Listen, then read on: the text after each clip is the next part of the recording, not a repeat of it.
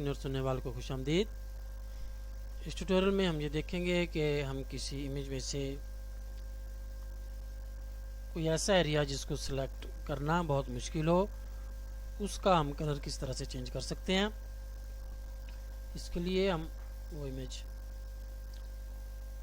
Open करते हैं जिसमें क्या हमें काम करना है।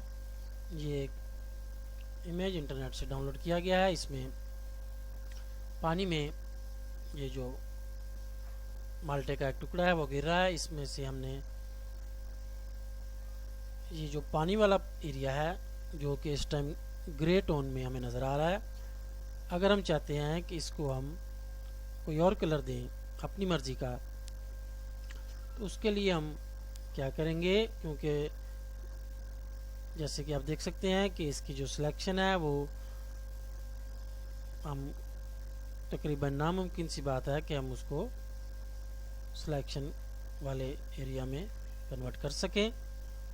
इसके लिए हम क्या करेंगे, इसकी लेयर्स पैलेट को अनफोल्ड किया डबल क्लिक से, और इसको हमने ये करना है कि इसके ऊपर हम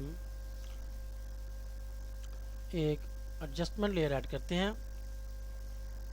और ह्यू सैचुरेशन, जिसमें कि हम डायरेक्टली अपनी स्क्रीन पर इजीली अपनी पसंद का कलर अप्लाई कर सकते हैं। कलराइज को ओके किया और ह्यू सैचुरेशन को 50 कर दें सेंटर में, ताकि कलर टोन हमारी नॉर्मल हो, वरना आप इसको इधर करेंगे वो ज़्यादा शार्प होता जाएगा, इधर कर देंगे लाइट होता जाएगा। इसको नॉर्मल हम हालत में 50 पे रखते हैं और इसका जो कलर है उसको मैं ब्लू टोन देना चाह रहा हूँ, जो पानी की लुक होती है, और जो भी वरना आप देना चाहें अपनी मर्ज़ी से तो उसको हम दे सकते हैं।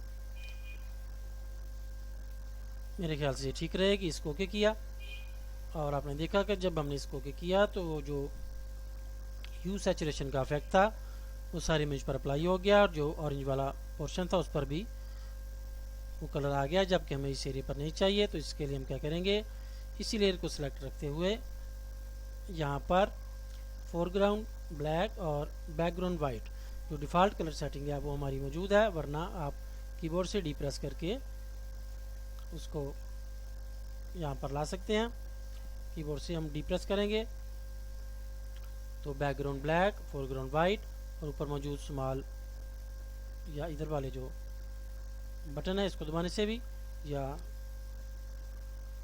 ऊपर जो मौजूद एरो है उसको क्लिक करेंगे तो ये इन्वर्स हो जाएंगे, यानी कि जब बैकग्राउंड वाइट और फोरग्राउंड ब्लैक हो गया।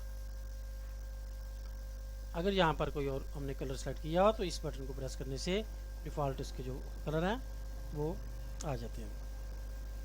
अब हमने क्या करना है कि ब्लैक कलर को ऊपर ले गए और ब्रश सेलेक्ट किया। ब्रश जो है हम कोई भी सॉफ्ट एज वाला ब्रश इस्तेमाल करेंगे, उसका ब्रश साइज है थोड़ा अपनी इमेज के हिसाब से मेरे ख्याल से ये ठीक रहेगा। और इसको क्लिक किया, वो सिलेक्ट हो गया, और इस पर हमने ये करना है, इस लेयर को सिलेक्ट रखते हुए हम ब्लैक कलर की मदद से अपने ब्रश से इस पर आहिस्ता आहिस्ता उसको अप्लाई करते जाएंगे ब्रश टूल को, और जिस पोर्शन में हमें वो ब्लू कलर नहीं चाहिए वहाँ से हम इसको इरेज करते जाएंगे। और आप देखें कि जैसे जैसे हम वो पोर्शन इरेज कर रहे हैं यहाँ पर वो एरिया ब्लैक में नज़र आ रहा है जो कि हमने इस तमाम ब्लू कलर वाले लेयर का इरेज कर दिया है। हमने जहाँ जो भी पेंट जो किया था ब्रश से ब्लैक, वो यहाँ पर आ रहा है कि इतना एरिया हमने ब्लैक ब्रश अप्लाई किया है और वो वहाँ से इरेज हो चुका है। और अगर गलती से आप इस तरह से जो लेयर हमें जो पोर्शन दरकार था वहाँ से भी वो इरेज हो जाए तो इसमें परेशान होने की बात नहीं है। इसको आप रिवर्स कर लें, इनको ऊपर वाइट ले आएँ और इसके ऊपर आप जब दोबारा ब्रश को अप्लाई करेंगे तो वो एरिया वापस आ जाएगा, उस पर वो ब्लू कलर दोबारा से अप्लाई हो जाएगा, क्योंकि वो नीचे असल में मौजूद होता है। हम जब इसके ऊपर ब्रश से वो उसको ब्लैक ब्रश से अपना जो ब्रश टूल का इफेक्ट है जब उस पर अप्लाई करते हैं तो वो उतनी एरिया में यहाँ से ब्लैक कलर उस पर अप्लाई करके नीचे वाले जो ये वाली लेयर होती है ओरिजिनल, उसको शो करना शुरू कर देता है। उम्मीद है कि ये छोटा सा मगर नहायत इम्पोर्टेंट सिलेक्शन का ट्यूटोरियल आपको पसंद आएगा और आप इससे मुस्तफ़ीद हो सकेंगे। फिर मिलते हैं।